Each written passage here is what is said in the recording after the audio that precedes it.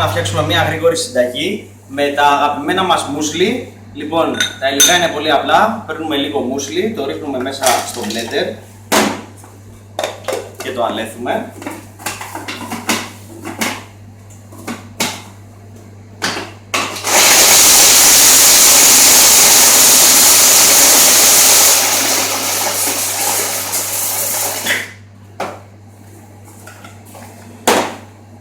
Το βλέπουμε.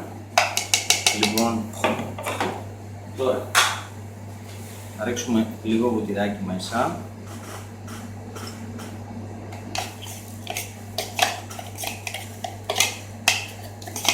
Δεν θέλει πολύ. Λίγο. Λοιπόν, και παίρνουμε ένα πιατάκι. Παίρνουμε το μούσλι και το στρώνουμε κάτω.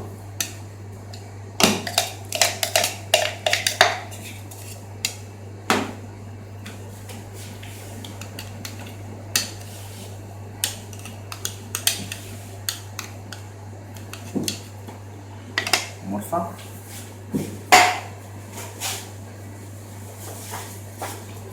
Λοιπόν, προσθέτουμε λίγο από αυτή εδώ τη σαντιγί. Για τη συνταγή θα σας την πω από κάτω, θα την έχω γραμμένη. Λοιπόν, δώσουμε και λίγο σαντιγί.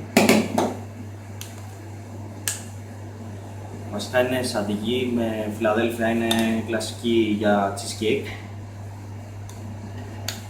Λοιπόν, ωραία. Αυτό κανονικά το βάζουμε στο ψυγείο. Αυτό κανονικά το βάζουμε στο ψυγείο για 1-2 ώρες να παγώσει. Εγώ λίγο θα σας δείξω τώρα χωρίς να το βάλω στο ψυγείο. Έχω διαλέξει μια μαρμελάδα φράουλα. Δεν είναι φράουλα, είναι πορτοκάλι.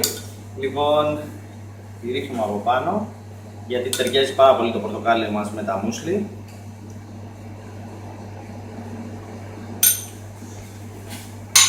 Ωραία. Και τώρα έχω πάρει εδώ πέρα μερικά φιλετάκια πορτοκάλι, να τα βάλουμε από πάνω.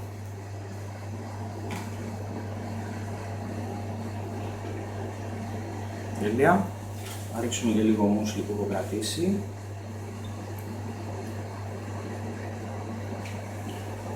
Ωραία. Και εδώ έχω ψιλοκομμένο μιλαράκι.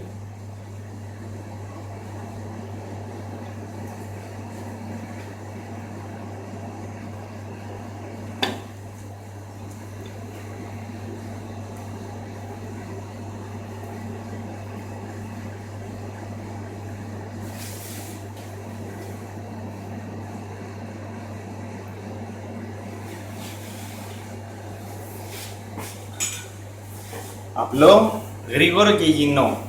Γεια.